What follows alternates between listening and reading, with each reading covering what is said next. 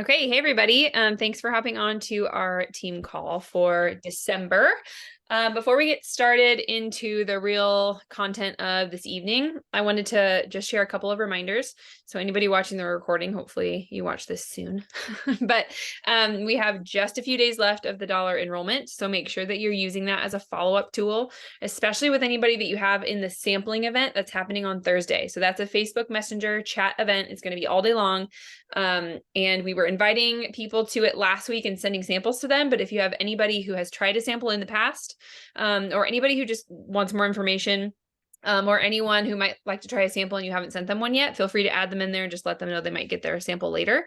The chat link and everything is up on group pages and stuff. So that's on Thursday. It's going to be an all-day event. We're going to kick things off with a giveaway. We're going to have info and testimonies throughout the day, and then there's going to be another special for joining, probably before the weekend. I usually use that, but I will be talking about the dollar enrollment, which ends on Friday. So just know that deadline. If you have people in the sampling event, the dollar enrollment ends the next day. So there's that happening. And then this week, if you saw it in the IPA place, we're doing the business text blitz for the business tech series. Make sure you look at that graphic and text into that so you know the content that's being sent out. You just have some familiarity with it. But that's an ongoing tool. So we're just kind of getting used to using that. We had a reset one, I think it was last month, about reset, our text series with information about reset. And now we're doing the business one. And these are basically like messenger events in a text series. So getting directly delivered to someone's phone. So they can be used anytime. That number can be texted into anytime and used to give somebody more information about that topic specifically. So we'll be turning a lot more of these messenger events that we've done in the past into text series that we can either do blitzes around and all kind of get behind a certain promotion or a combo, or just a challenge for a certain week leading into, another challenge coming up. Or we can just use it as an ongoing tool. So kind of get used to using those because they're a really wonderful way to give people secondary or additional exposure opportunities beyond us just following up with them repeatedly, right? So it gives them some more context from another avenue that's getting directly texted to their phone and isn't like in Messenger. It's just kind of a different format, right? Because we have Zoom calls, we've got Facebook posts, we've got Messenger events, you've got Instagram, you got stories, right? But if we can give them a text series straight to their phone, super helpful. And if they're the type of person that is way more apt to check their text messages rather than Facebook messages or scrolling their feed, then that's perfect for these people, right? So just be utilizing those and remember to kind of practice with that business one this week. And I would be asking anyone and everyone if they would like to see more information about how to make some extra income for their family. Every happy customer, every potential, no matter if I've talked about the business with them or not, especially during the holiday season. Even if they're kind of like, nah, it's not my jam back in like summertime, maybe now they're feeling the pinch of finances and thinking about making an extra few $100s this month is something that really appeals to them. So I would definitely be asking them. So those are kind of the announcements for this week and what's happening right now. And one thing that I thought would be really good, it's kind of got sparked out of a conversation I had with Becca the other day, was filling our funnels again after Black Friday, and especially what's going to come after the end of the year. I'm sure that Plexus is going to have some kind of special. There's going to be some kind of New Year challenge of some kind.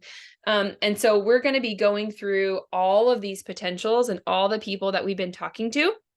A lot of them, lots of huge enrollment numbers like we saw at the end of November. I'm expecting that for the end of December and probably into January. But if we're not constantly refilling our funnel, we're going to come to a point in like February where we've kind of talked to all the people and all the Black Friday people joined and all the New Year's resolution people joined, and we weren't adequately refilling that bucket. And so if kind of a baseline refilling our funnel or networking or growing our network is allowing us to enroll that few people every single month, but then you have a big enrollment month like November, December, January, these months that are around, Black Friday and New Year's resolutions and all that, you might not have the level of incoming potentials or incoming people to your network to sustain you through what really is momentum season in Plexus. The first 6 months of the year are very much so momentum season in our business. Because we are in a health and wellness business, a lot of people are looking for strengthening immunity through the wintertime. They're looking at New Year's resolutions. They're looking at going on spring break. They're looking at swimsuit season come summer, right? So there's a lot of reasons for people to look at improving their health in the next 6 months of the year. And that's why we see a lot of our sales jump in the first half of the year.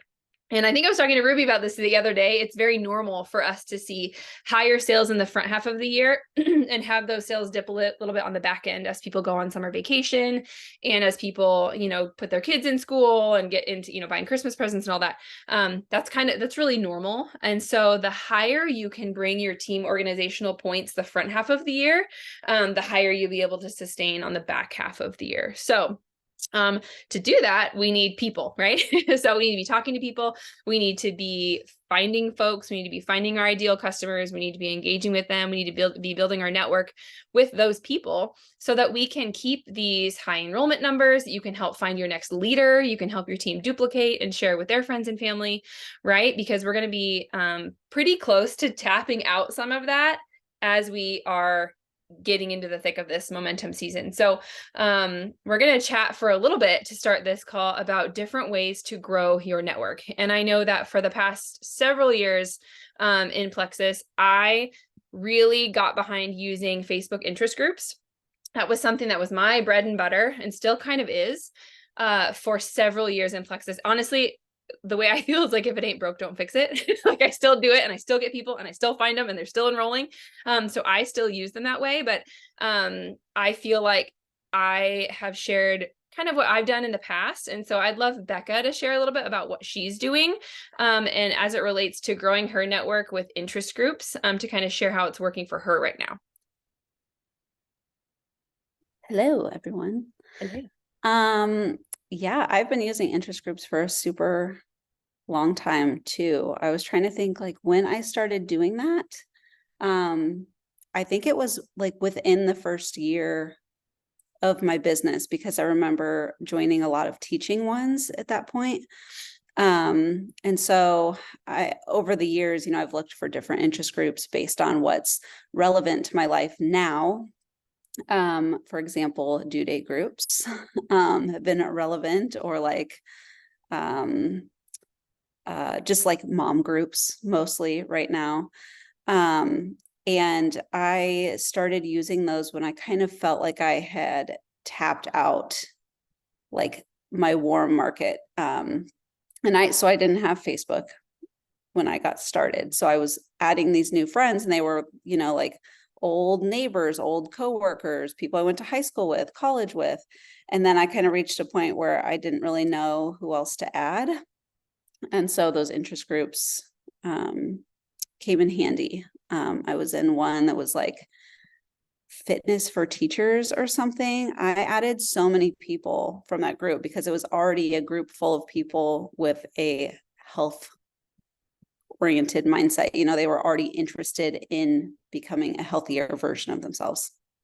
I would say I'm at least 50% of the people I enroll are from interest groups now. And it's not immediate. It's people you're building relationships with. So I'll add them by interacting and engaging in those groups, asking questions, ones that will give them a reason to respond to me, that I can build a conversation off of.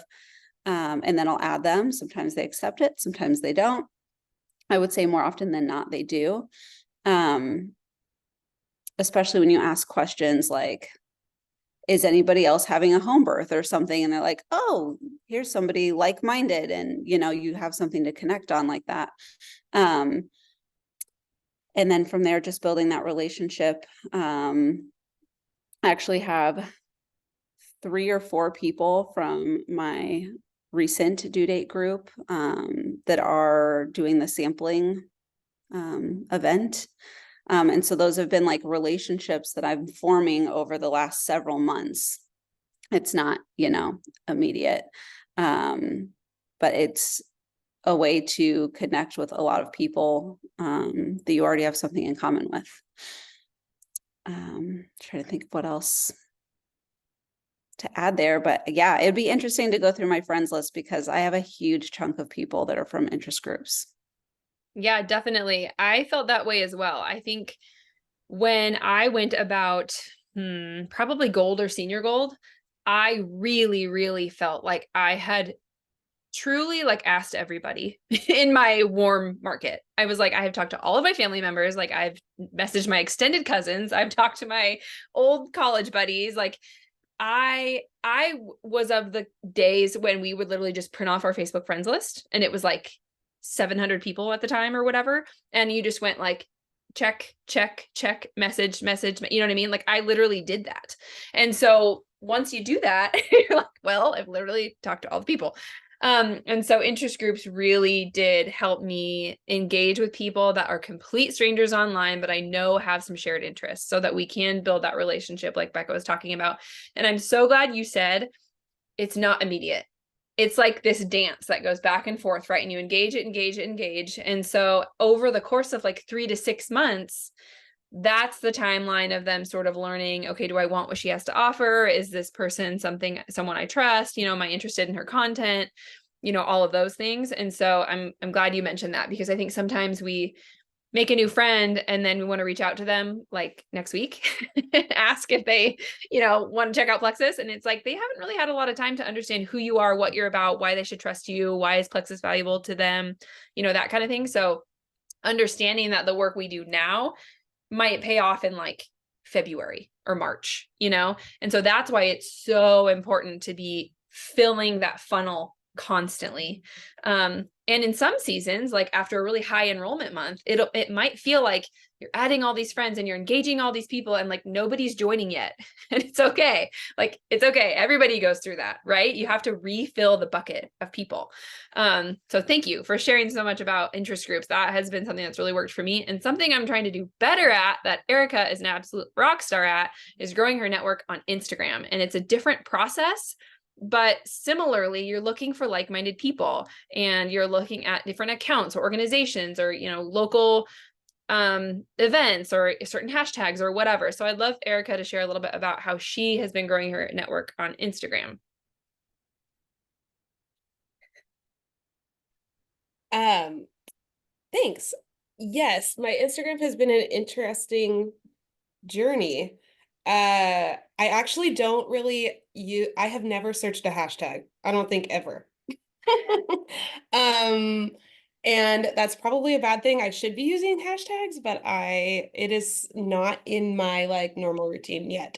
But for the last year, I would say, since last year's Shillings market, I think, I have been utilizing events that either I've been to or would have liked to go to, like something that someone like me would enjoy going to. And I'll go into that events like either the homepage or maybe a business that was featured at that event, if that makes sense. So like if it was at a maker's market, a jewelry place that had a little booth at the maker's market that maybe was advertising it or something, and maybe they have some stories and maybe they've tagged a few people, or maybe a handful of people have liked their posts about that particular event. And I will literally go to see who all has liked the post or who has like checked into the event, or somehow maybe they've tagged for example, a local market that we had last year that happened this year too. Like I went to that location and the event that they had for that weekend, and every person that tagged them that then they reposted their stories, I went to that person and friend requested them. And I actually think a ton of my people on Instagram are from doing stuff like that, my local people at least. My non-local people, I have been following certain accounts, like a parenting account, a conference that I went to in October. And same thing, like anyone who went to that conference, that maybe liked the posts from that weekend.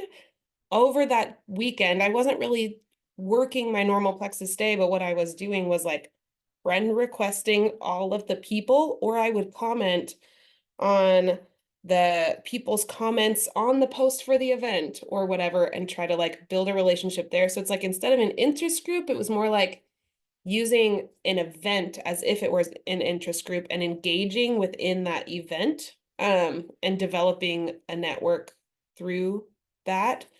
Or I've had a handful of people that I like to follow that are families like me that are like backpacking with their kids, camping with their kids, hiking with their kids, and I have friend requested them, and then anyone who is a part of their network, I go in and I totally like poach their network. So it sounds terrible, but I don't know. It's like not, they can say no. They don't have to be my friend, but a lot of people then have reached out to me, asking me questions about different things that we use for our kids, or have started to ask questions about like health stuff, or if I'm using certain recipes or whatever. So it's not like they're getting no benefit on their end.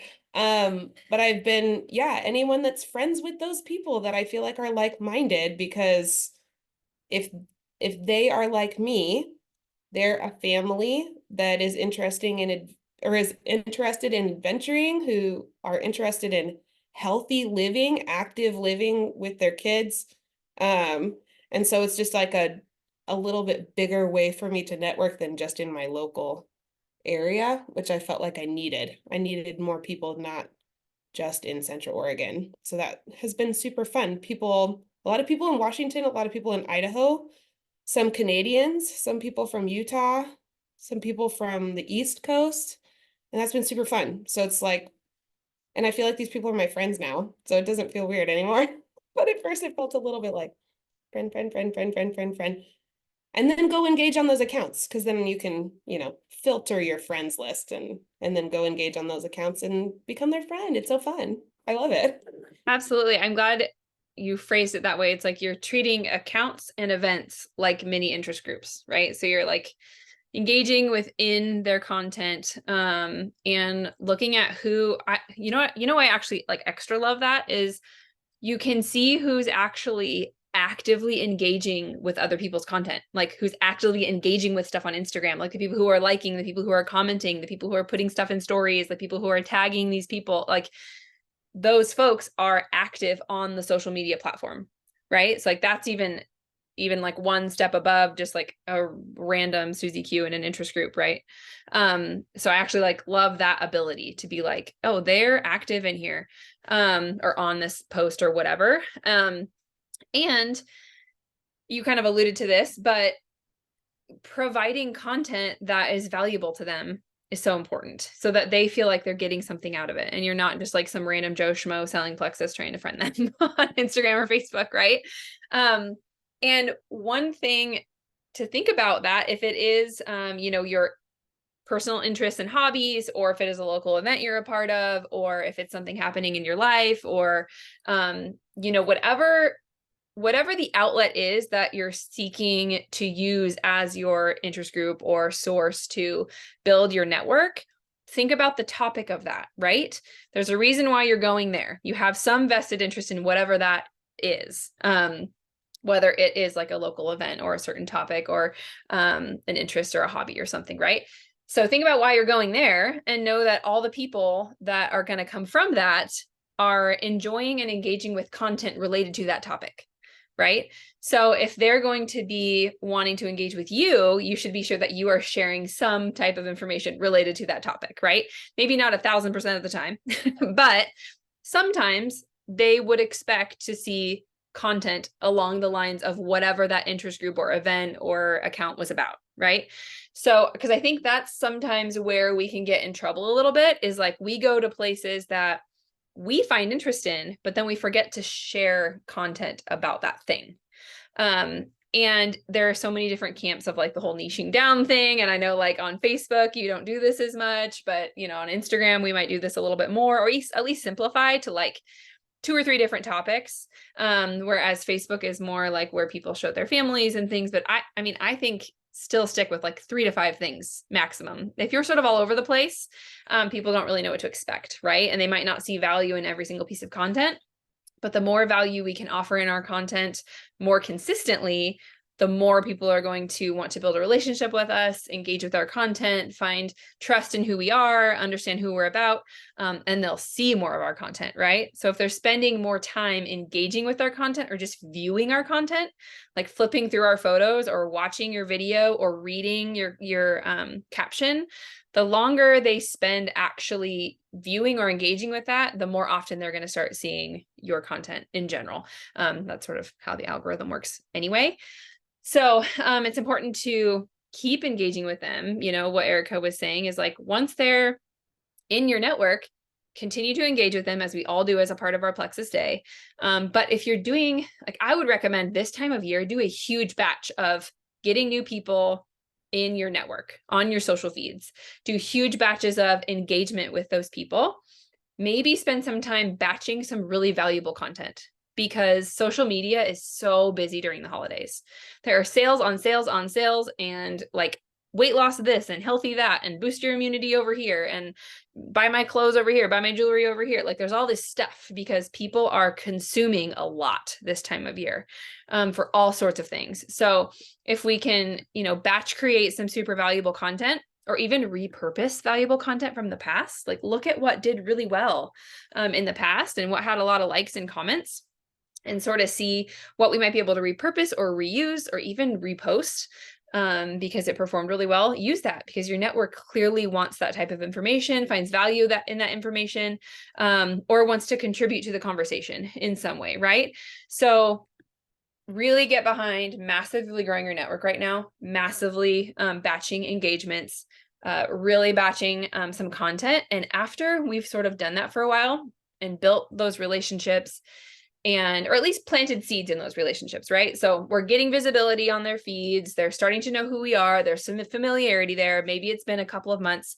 I loved Becca talking about the success that she saw from the post she did over, it was Cyber Week, right? It was like, or was it Cyber Monday? The post where she said, you say cyber before I say, what was it? I don't remember. You got to remember, remind me what it was. But she had some good success, and I think it was due to the amount of engagement, network growth, valuable content that had all done leading up. And we used to call these survey posts, where you would basically do a super simple post that required a lot of engagement, and it was to survey who is seeing your content, who might be interested in Plexus right now. A lot of times people will do it with like sample giveaways too. We're like, guess how many sticks of Slim are in this jar? You know what I mean? That kind of stuff that gets people just like shouting out things really quickly. Those types of survey posts can be really great after you've done all this work strengthening your network, and then you do this survey. And so Becca, talk a little bit about the post that you did, how it worked, who you got from it, how you followed up with them, all of that, because it was really successful. Yeah, so it was actually a post that Cassie shared in maybe the Rise chat, one of the chats. And I, number one, I hadn't posted yet about Cyber Monday. And also thought about how I hadn't done a post like that in a pretty long time. So I thought it might be a good opportunity. You know, I'd done some posts with like Bodhi that had gotten, people love babies, they just do. So like, this is a good time for me to do it. So the post said, last person to say cyber before I say Monday gets a free 3-day reset. You know, $110 retail value with a custom combo purchase. And I didn't clarify in that how many winners I was picking. I did that in the comments. One thing I love, which I would love to insert this, for anybody watching the recording of this later, the free reset was the sale Plexus was doing. Like it was not a new sale. It was like, that was what was already happening. So like I did offer, I did offer a free membership though too. So, but, and then I think I shared it in the Rise chat and said, can you guys comment just to like get this going? So if you go look at the post, there are several comments from people, you know, on the large Rise team, but I had 8 people comment that are not current customers. I think 8 people total. 2 were inactives and 2 were current potentials. The rest were brand new people that I've never talked to about Plexus before. One of them has signed up. One is signing up after Christmas. And then 3 are doing the sample group event. And so, it would have been nice if they like did it right then, right? Obviously, but it gave me these new potentials that are obviously have been watching my posts or even know what a reset is, or, that I've never talked to about Plexus and haven't even been on my radar, and that are interested. So like for me, that's a win, and I'm okay with it not being like an immediate sale, because we can just continue the conversation. And like we know that it takes more than just one touch point for them to just be like, okay, yeah, sure, I'll do it. That happens sometimes, but it's pretty rare. And so I'm just continuing to, build that relationship with them and help them see the value in the products, and make sure that they feel excited and ready to get started. And yeah. Remind me how many people, like winners, you had? I did 3. I messaged all of them though. What did you message to the other ones who say like it didn't So win? For the winners, I said, like, Katie, you were the 3rd and final winner of my post, or for my post. Yay. So excited to get you started again, because she was one of the inactives. And I said, I'd love to help you get a combo picked out. Can you start, by telling me about your current health goals? Tell me, what you'd like to see improve. And so that's kind of how we got the conversation going. I don't remember what I said to the other people. I think I just said like, I'd love to offer this to you too. Something along those lines.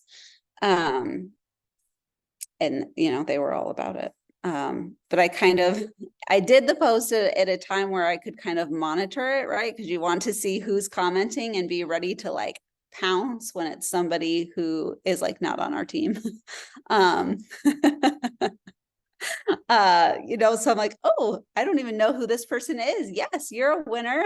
You are new. I don't know who you are. Great.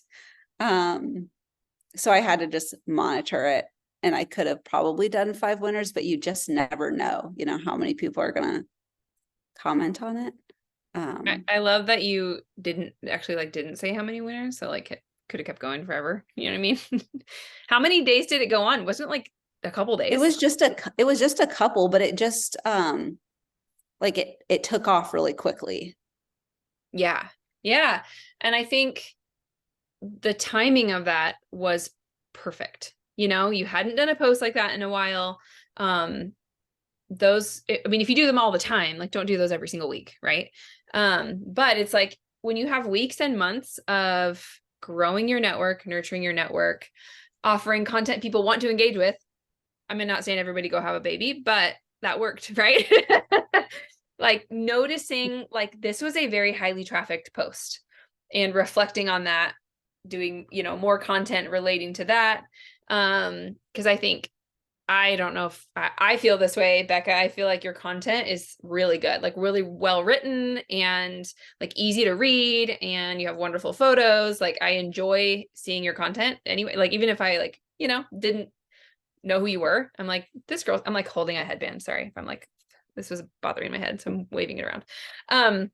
But I feel like you have really good content, and I know that you have learned how to make really good content, and so I admire that. And that's something that I think people should also think about, is like if they don't know how to create valuable content, or they don't know what to write, or they don't know what photos and videos to take or whatever, take inventory of what's already doing well and try to do more of that. And then get online, learn, YouTube some stuff, plug yourself into a training, like really learn how to do some good, valuable content that your brand new people from your interest groups and your accounts and your local events, and maybe hashtags that, want to see related to those topics, start getting into a rhythm of providing that more often, and you'll see engagement increase. I know Ruby and I were talking about her story views are increasing, which are great. She's getting more consistent with those. So people are starting to see this stuff. And when you see, after weeks and months of really providing a lot of value and seeing that viewership go up and then engagement go up, the timing for a post like that, where it's just purely engagement, some kind of giveaway, that can work so well in generating new potentials. And I mean, I think it's a wild success. Not only did you get an enrollment out of it, you've got all these potential conversations, you've got sampling folks, you've got people wanting to get restarted. I mean, you've got somebody planning to sign up soon. I think it's fantastic. And so I was just like, you've got to tell us how that went because I didn't do that post. Not for any reason. I just didn't do it. And now I'm like kicking myself. I'm like, man, I got to think about how to do this for Christmas. People used to do the one that was like, say jingle before I say bells. I think I've seen that one around Christmas time. So I'm like, I don't know, maybe it's time for me to do something like that. And there's always that magic post that floats around that's like, try my pink drink for 30 days or something and tell me how much better you feel or something. I don't know what it is, but there's a magic post that floats around and it's like once a quarter, people will put it up and it's the same thing, because it feels like this massive offer in the way that it's written, really, right? Like very smartly copyrighted, right? Like smart copywriting, very simple, very eye-catching, and really garners a lot of engagement to survey your audience and build that potentials list. And so any post like that is really wonderful for doing that. Like I said, there's like the sample guessing one of like how many are in the jar or whatever. People do that. And they'll give away something for the people that get it right. But then message all the people that like didn't get it right, go message them and, thank them for participating, and you can make them some other offer if you'd like. Plexus always has their deals going on right now. Like we've got the $1 membership, you've got Give 10, it's $10 off. So, I mean, you could even just like promote that. Like it's pretty much like 19 to $20 in savings. I mean, you could do like what Becca did, like, hello, existing sale, and write it into your copy and use that if you want. You can really go anywhere with it. But I think that $1 membership ends on the 15th, by the way. Yeah. So Friday. So we've got some time. One thing that I would shy away from though, is not using the $1 membership as a tagline. Like nobody's out there like looking for a membership. Like that is not like a selling point, I don't think, in my opinion. That's just me. No one's like, I wish I could be a member of something else. I don't think that is a selling point, but you could use the discount, right? You could use it, you could toss in, $5 and make it $25 off your order or something if you really wanted to round that out. But the whole point of this conversation tonight is to kind of talk about how important it might be specifically in this season to grow your network really huge, right? Spend an evening batch growing your network, spend an evening batch engaging big time, spend an evening batch developing some valuable content, like thoughtful content. Maybe you need to take some photos and videos later or scrounge up some content from actual media to go with it later on, or you need to make some notes about it, whatever. But sit down and really be thoughtful about what is valuable to my network. Maybe get on Facebook and Instagram to some, other people or other influencers or other accounts you like to follow. What sort of content is getting a lot of engagement for them? What's doing well, what's performing well, what do you like to watch? What photos do you flip through? That's a good signal that it's something that is valuable to your network too. And create that type of content that you can produce for an extended period of time. So you can really develop and strengthen and grow that network and build that trust. So you can make a post, like a sale post or a survey post or something, and grow that potential pool, right? So I think that systematic approach could be really, really good in this season. So that's something we might want to all kind of consider doing and getting behind, because we've had such high enrollment months. And we want to keep that going, right? The last thing I would want to do is have us all enroll 3, 4, 5, 6, 7 people. And then in February, it's like crickets because we weren't growing our network this whole time.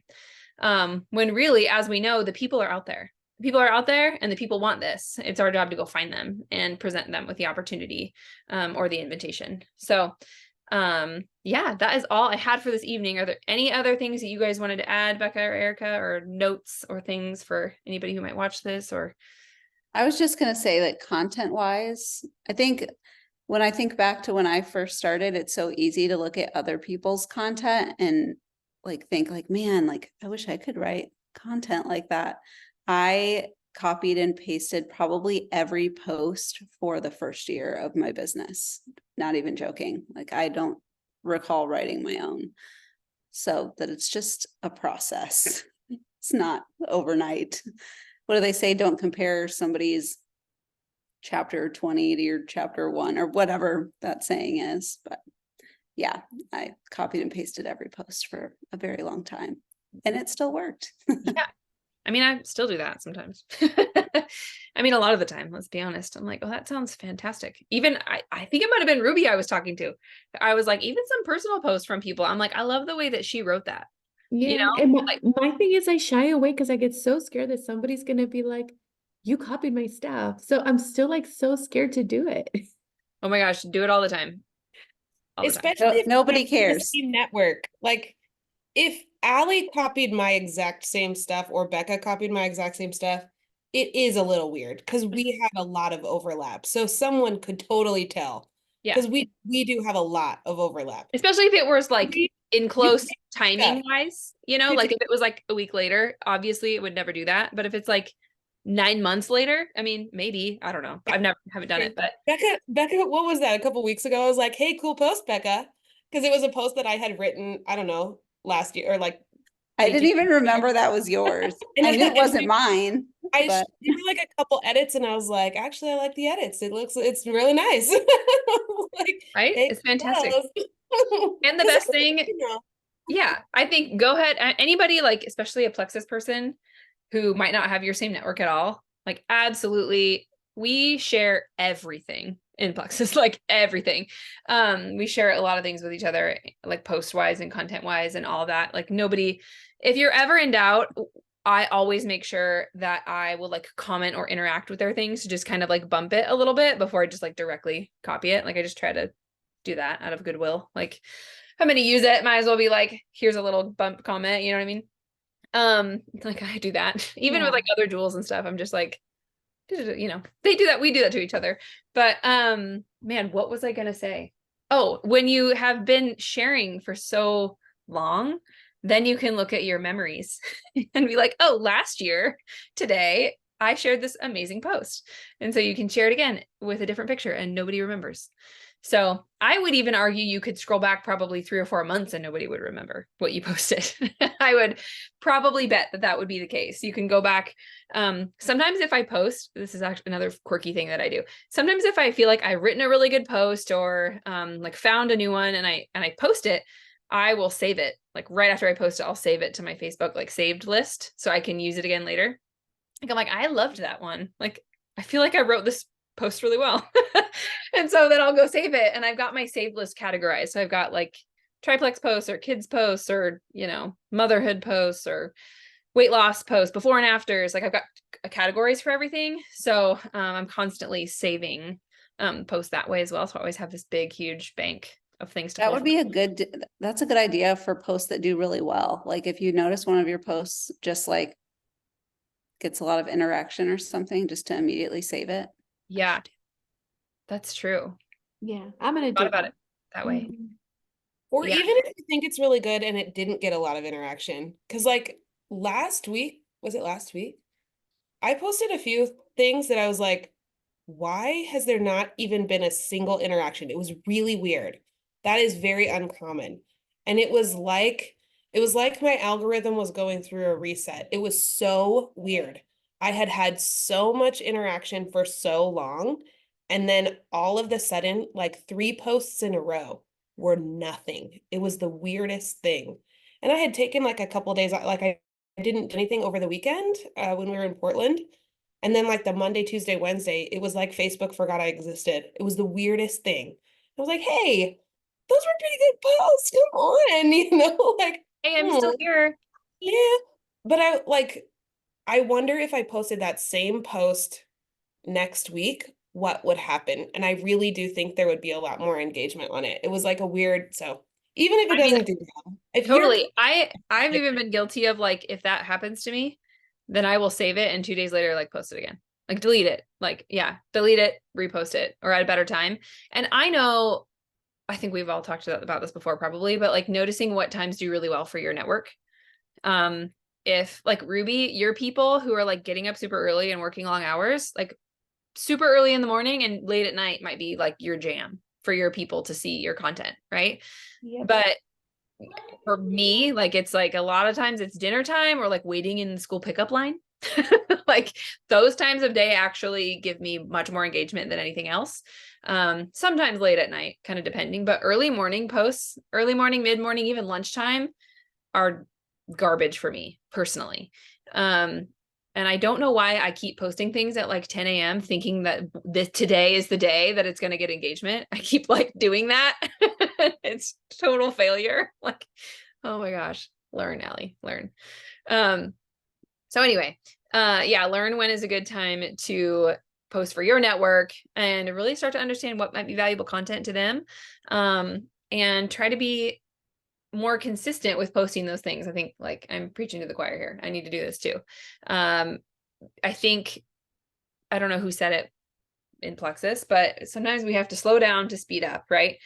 Slow down and do huge batches of things so that we can speed up later and we can have easy content at our fingertips and, you know, already have a network that's receptive and engaging, and that we have people to enroll at the end of the month or at the end of the year or at the beginning of the next year, right? So we can actually click through those things and really have that receptive network at our fingertips by taking the time now to add a bunch of new people, engage with a lot of them, write some good content, and then maybe do some kind of survey post. So that is all I had for this evening. So we are going to take like a little bit of a break. I'm actually going to log off and log back on to stop the recording and refresh. And we'll have a power hour starting in a little over 10 minutes, so 7:30 Pacific, and we'll all be hopping back on, same link. So thanks guys for joining, and thank you, Becca. Thank you, Erica. You have really valuable input. So thank you so much for being open to sharing tonight. It was really wonderful. Okay, bye guys.